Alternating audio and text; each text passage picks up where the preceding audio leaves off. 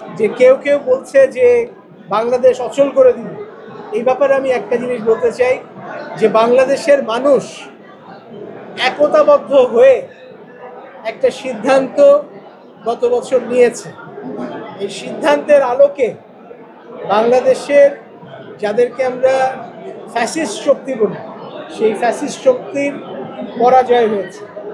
যে আমি বিশ্বাস করি না যে এমন কিছু বাংলাদেশে আর করা সম্ভব যে আবার ফ্যাসিস্টদের কোনো উত্থান হবে।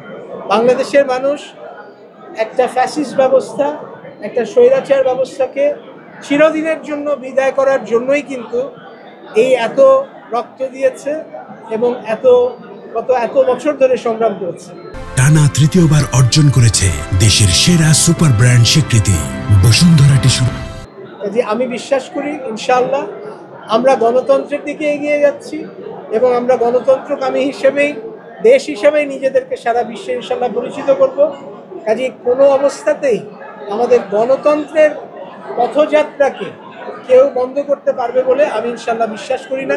এই ব্যাপারে বাংলাদেশের আমাদের যে ইন্টারিম বা যে এখন অন্তর্বর্তীকালীন সরকার আছে, সমস্ত যে রাজনৈতিক দলগুলো আছে, আমাদের সবারই একটা কনসেনসাস বা ঐক্যমত্য আছে যে নির্বাচন ব্যবস্থার দিকেই আমাদেরকে এগিয়ে যেতে হবে এবং গণতান্ত্রিক বাংলাদেশই আগামীতে বাংলাদেশকে একটা শক্তিশালী অর্থনৈতিক এবং নিরাপত্তামূলক ব্যবস্থা হিসেবে প্রতিষ্ঠা করতে পারবে।